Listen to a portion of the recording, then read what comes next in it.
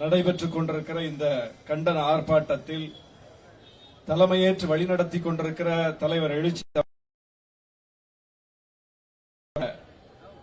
மாவட்ட செயலாளர்களே, மாநில செயலாளர்களே, சட்டமன்ற உறுப்பினர்களே, திரளாக இங்கே பங்கேற்றிருக்கிற தலைவர் எழுச்சி தமிழர் அவர்களினுடைய உயிரின் உயிரான விடுதலை சிறுத்தைகளை அனைவருக்கும் என்னுடைய அன்பான வணக்கத்தை தெரிவித்துக் கொள்கிறேன். விடுதலை சிறுத்தைகள் தேர்தல் அரசியலுக்கு வருவதற்கு முன்னால் தேர்தல் பாதை திருடர் பாதை என்கிற முழக்கத்தை தலைவர் முன்வைத்தார்.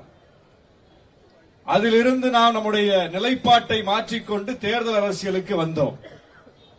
தேர்தல் பாதை திருடர் பாதை என்று முழங்கிய அந்த கட்சி இன்றைக்கு தேர்தல் ஆணையத்தின் பாதை திருடர் பாதை என்று சொல்ல வேண்டிய நிலைக்கு வந்திருக்கிறோம்.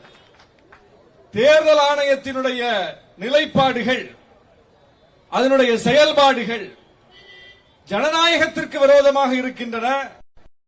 அம்பேத்கர் இயற்றி தந்த அரசியலமைப்பு சட்டத்திற்கு விரோதமாக இருக்கின்றன. எப்போதெல்லாம் அரசியலமைப்பு சட்டத்திற்கு கேடு வருகிறதோ, ஆபத்து வருகிறதோ, அப்போதெல்லாம் களத்தில் சீறிப்பாயும் சிறுத்தைகளாக என்றைக்கும் நாம் நின்றிருக்கிறோம். அப்படித்தான் இன்றைக்கும் இருக்கிறோம். தேர்தல் ஆணையம் மக்களை வாக்களிக்க தூண்ட வேண்டும். மக்களின் வாக்குரிமையை அது பாதுகாக்க வேண்டும். மக்களுக்கு வாக்குரிமையை உறுதிப்படுத்துவதற்கு அது செயல்பட வேண்டும். ஆனால் இன்றைக்கு தேர்தல் ஆணையத்தின் செயல்பாடு மக்களை வாக்களிக்க தூண்டுகிறதா, மக்களை வாக்குச்சாவடிகளை நோக்கி அழைத்து வருகிறதா, மக்களுக்கு வாக்குரிமையை கொடுக்கிற அந்த பணியை எளிமைப்படுத்தி இருக்கிறதா என்று பார்த்தால் அப்படியே நேர் முரணாக இருக்கிறது. மக்களை வாக்களிக்க விடாமல் தடுப்பதற்கு என்னென்ன செய்ய வேண்டுமோ அத்தனையும் செய்கிறது. குறிப்பாக அடித்தட்டு மக்களை, விளிம்பு நிலை மக்களை, சிறுபான்மை மக்களை பாஜக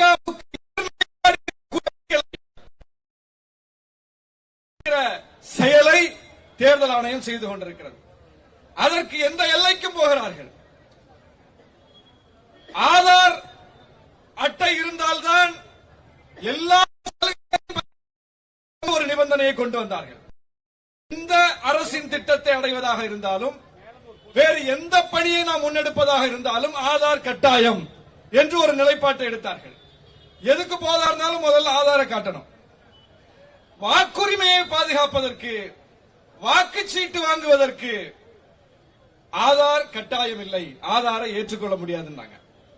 அப்புறம் நீதிமன்றத்துக்கு போய் ஆதாரை ஏற்றுக்கொள்றோம், ஒரு ஆவணமா ஏற்றுக்கொள்றோம் என்கிற நிலைப்பாட்டுக்கு வந்திருக்காங்க. வீடே இல்லாதவர்களுக்கு கொடுத்திருக்கிறார்கள். அட்ரஸே கிடையாது, ஆனா ஓட்டு இருக்கு. நீதிமன்றத்தில் பிரச்சனை வருது. எப்படி நீங்க ஆதாரே ஏத்துக்க மாட்டேன்னு சொன்னீங்க, ஆனா அட்ரஸே இல்ல, வீடே இல்லங்கிறவங்களுக்கு வாக்கு கொடுத்திருக்கீங்க என்று கேட்ட போது, வீடு இல்லைங்கிறதுக்காக அவங்களுக்கு வாக்கு இல்லைன்னு சொல்ல முடியுமா? அதனால வாக்கு கொடுத்திருக்கோம், வாக்குரிமையை கொடுத்திருக்கிறோம் என்று தேர்தல் ஆணையம் சொல்லுகிறது. ஒரே தேர்தல் ஆணையம் தான் ஒரு பக்கம் முகவரியோடு அடையாள அட்டை இருக்கிறது என்கிறது. அதே தேர்தல் ஆணையம் தான் இவர்களுக்கெல்லாம் எப்படி வாக்குரிமை கொடுத்தீர்கள் என்று கேட்டால், வாக்குரிமையை கொடுப்பது நம் கடமை அல்லவா என்று சொல்கிறது. இரட்டை நிலைப்பாடு, ஒவ்வொன்றிலும் இரட்டை நிலைப்பாடு. தேர்தல் ஆணையத்தின் செயல்பாட்டில் எந்த வெளிப்படைத்தன்மையும் இல்லை. தோழர் வன்னியரசிங்கே சொன்னார், தேர்தல் ஆணையரை தேர்ந்தெடுக்கிற அந்த செயலில் கூட வெளிப்படைத்தன்மை இல்லாமல் உச்சநீதிமன்ற நீதிபதியை உள்ளடக்கி இருந்த அந்த சட்டத்தை திருத்தி, உச்சநீதிமன்ற நீதிபதி இல்லாமலேயே, எதிர்க்கட்சி தலைவரை அழைக்காமலேயே, இவர்களுடைய அமைச்சரை வைத்தே இவர்களே தேர்தல் ஆணையரை நியமிப்பார்கள் என்கிற நிலை வந்துவிட்டது. இவர்கள் நியமிக்கிற தேர்தல் ஆணையர்ல ஒரு தேர்தல் ஆணையர் பதவிக்காலம் முடிவதற்கு முன்பே திடீர்னு ராஜினாமா பண்ணிட்டு போனார். அவர் ராஜினாமா கடிதத்தை எந்த விதமான கேள்வியும் இல்லாமல் உடனடியாக குடியரசுத் தலைவர் ஏற்றுக்கொண்டார். ஏன் போனாரு, எதுக்காக, எவ்வளவு வாக்குகள் பதிவாகுது, வாக்கு விழுக்காடு எவ்வளோ, வாக்கு எண்ணிக்கை விழுக்காடு எவ்வளோ, வாக்கு பதிவு விழுக்காடு எவ்வளோ என்பதை தேர்தல் ஆணையம் உடனடியாக தெரியப்படுத்தணும்னு சொல்றோம். அதெல்லாம் உடனடியாக தெரியப்படுத்த முடியாது அப்படின்னு தேர்தல் ஆணையம் சொல்லுது. அவங்க வாக்கு எண்ணிக்கைக்கும் வாக்கு பதிவுக்கும் மிகப்பெரிய வேறுபாடு இருக்குது. அவர்கள் சொல்லக்கூடிய எண்ணிக்கையிலே மிகப்பெரிய வேறுபாடு இருக்குது. மாறி மாறி சொல்றாங்க. எல்லாவற்றிலும் குளறுபடி. திடீர்னு பார்த்தா பூத்துல கொத்து கொத்த வாக்குகள் பதிவாகுது. ஒரு குறிப்பிட்ட நேரத்தில் கொத்து கொத்த வாக்குகள் பதிவாகுது. அங்க இருந்த பூத் ஏஜென்ட்ஸ் சொல்றாங்க, நாங்க தான் அங்க இருந்தோம், ஆனா அப்படியெல்லாம் யாரும் வந்து ஓட்டு போட்ட மாதிரி தெரியல. ஆனா இந்த நேரத்தில் இவ்வளவு விழுக்காடு ஓட்டுகள் பதிவா இருக்குது, இது முரணா இருக்குன்னு ஒரு டிஸ்பியூட் வருது. பிரச்சனை வந்த உடனே என்ன சொல்றோம், அங்க ஒரு சிசிடிவி வச்சிருப்போம்ல, அந்த சிசிடிவி காட்சியை பார்த்தா தெரிஞ்சிரும்ல, யார் சொல்றது உண்மைன்னு தெரிஞ்சிரும்ல. தேர்தல் ஆணையம் சொல்லக்கூடிய அந்த கருத்து உண்மையா அல்லது அங்கே இருந்த அரசியல் கட்சிகளுடைய முகவர்கள் சொல்வது உண்மையா, யார் சொல்வது உண்மை, அதை தெரிந்து கொள்கிறோம். அந்த சிசிடிவி புட்டேஜ் கொடுங்கன்னு கேட்டா தரமாட்டேன். வாக்கு பதிவு விழுக்காடை கேட்டால் தரமாட்டேன், சிசிடிவி காட்சிகளை கேட்டால் தரமாட்டேன், எதை கேட்டாலும் தரமாட்டேன். டேட்டா பேஸ கொடுங்க, சர்ச்சபிள் டேட்டா பேஸ கொடுங்கன்னு ராகுல் காந்தி கேட்டார். என்ஆர்சியில் சொன்ன நிபந்தனைகளை எல்லாம் கொண்டு வந்து இன்னைக்கு இதுல வச்சுட்டாங்க, எஸ்ஐஆர்ல வச்சுட்டாங்க.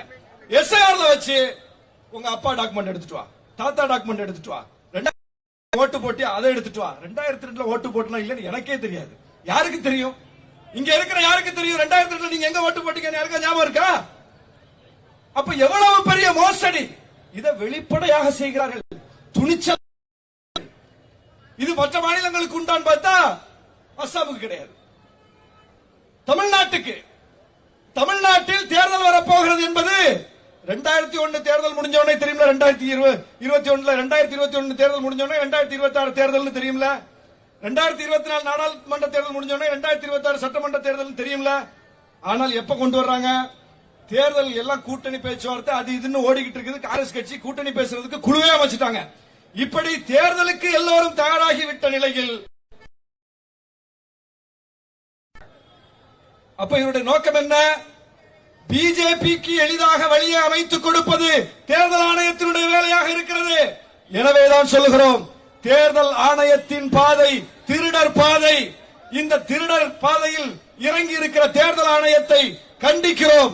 விடுதலை சிறுத்தைகள் இதை நாங்கள் சும்மா விடுவதில்லை என்கிற உறுதியோடு நின்று களத்தை சந்திக்கிறோம் என்று சொல்லி வாய்ப்புக்கு நன்றி கூறி விடைபெறுகிறேன். நன்றி.